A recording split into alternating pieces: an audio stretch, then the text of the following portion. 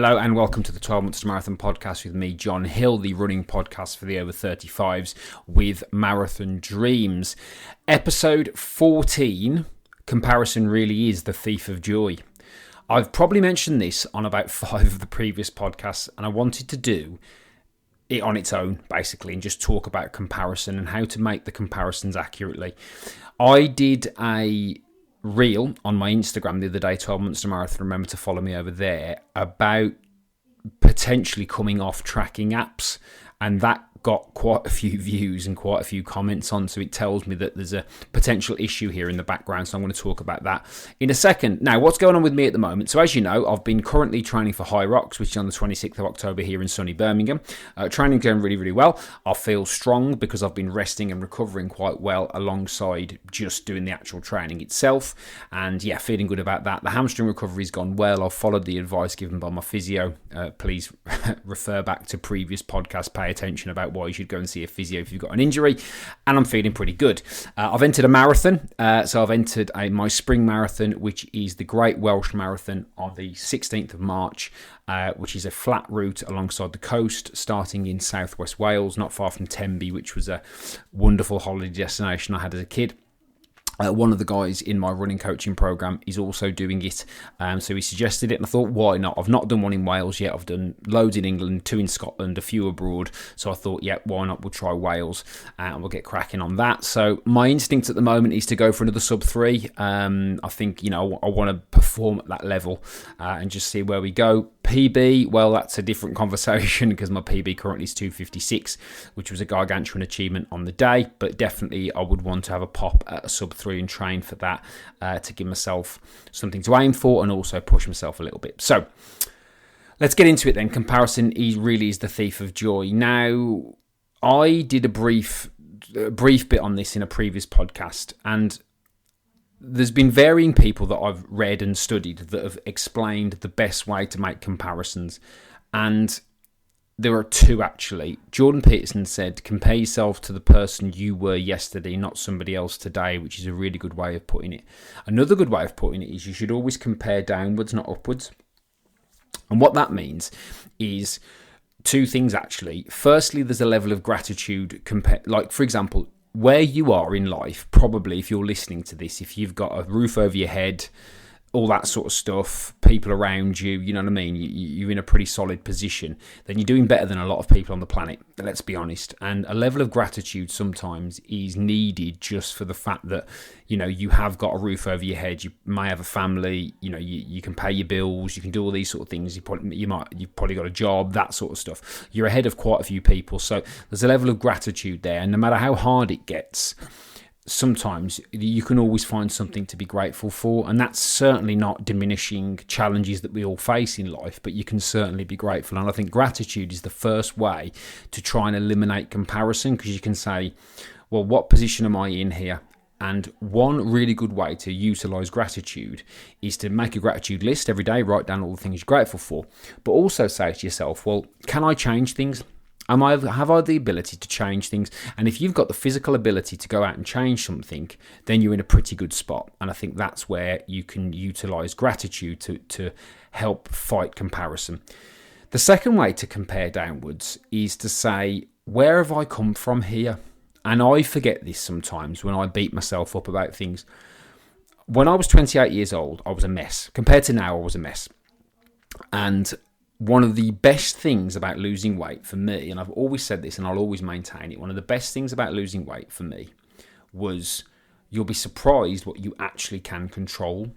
I thought so many things were out of my control, which are actually in my control.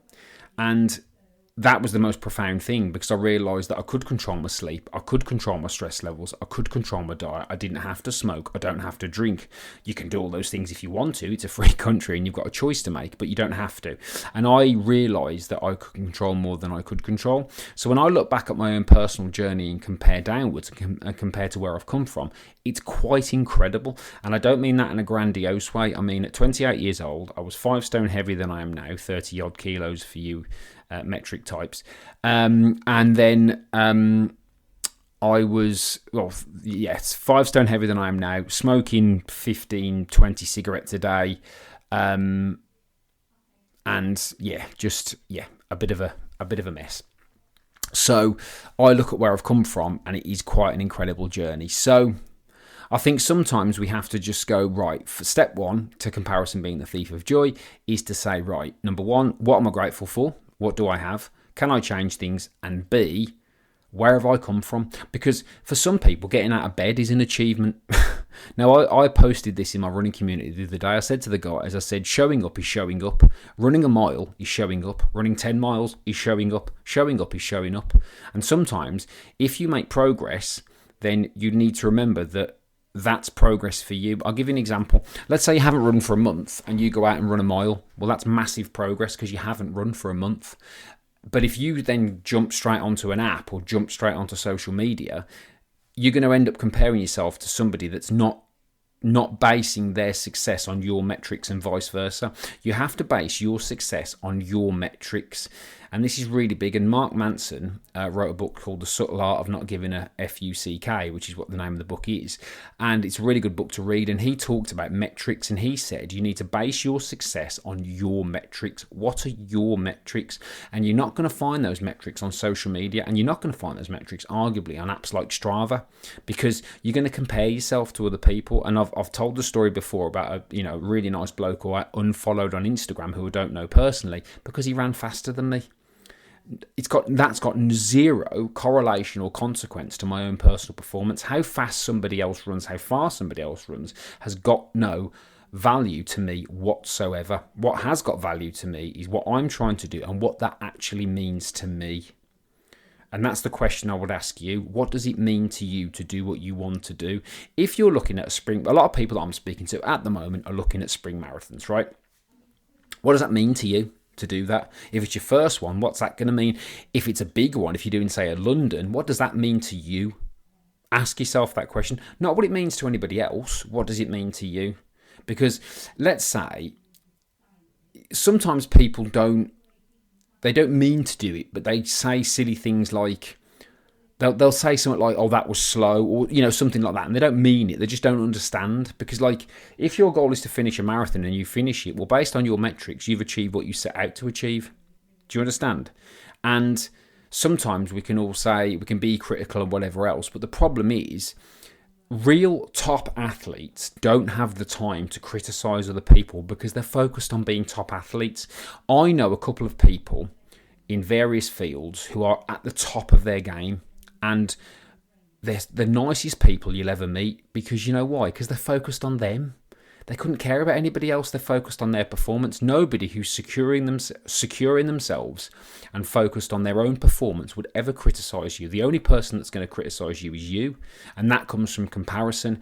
And social media, Strava, and other apps are not always designed, well, social media particularly, is not designed for quiet reflection. It's designed for comparison, so you feel bad. And if you feel bad, you're more likely to do things that make you feel bad, which unfortunately can mean sedation, it can mean numbing. And those things, let's call a spade here, are often very profitable things. Alcohol, drugs, prescription or not, watching more TV, being on social media longer, buying more stuff you don't need to impress people you don't like with money you don't have. These are things that are designed to keep you suppressed and make you feel bad, and that starts with comparison. If somebody else has bought a brand new something that you don't need and you're comparing yourself to them, that's going to make you go and do something you don't want to do. And these are the big lessons that I've had to learn, particularly around things like, for me, it was cars. My car now is just something practical. I don't care. I'm nearly 50. I've got a couple of kids. I'm the fittest I ever have been. Why do I care whether I've got a souped up whatever? Now, if you want to have that, absolutely knock yourself out. If that makes you happy, you do you. But for me, I'm like, I don't need to do that. Whereas 20 years ago, I would have been like, oh, I've got to have this, I've got to have that, because I'm trying to impress people. And it's a very shallow and empty endeavour. It really is. And this is the same for running. It's a very sad and shallow thing to beat yourself up so much with comparison that you stop doing something you love. It's very sad, and you don't do it. Focus on you. What are your metrics? Why is this important to you? Where have you come from? What have you achieved? Because, people say, I'm not really a runner when they run. Did a podcast on this. You are a runner. You're a runner. If you run, you're a runner. And stop comparing yourself to pace because there are people faster. Trust me, I've finished relatively decent positions at marathons, particularly when I was going for my sub 3s, and there were people there just flippantly going, "Oh yeah, I did a 2:45," like it was nothing, and I was desperate to get a sub 3. And I'll always remember it was 2022 or 2021. It was 2019, or the two times I tried it, 2019 and 2022. Sort of obviously there was a little situation in between those two dates. I remember standing there like at the end and people just flippantly going, "Yeah, I did a 2:45," like it was nothing. And there's me thinking, I'd have done anything to have a sub 3. Do you know what I mean? And it's like there are people that are so fast, that are so strong, that they'll just wipe people out. And it's a very sad place to be in that comparison state, because you make yourself miserable. I was miserable for years and years and years because I focused on what other people thought and comparison. And it is so shallow.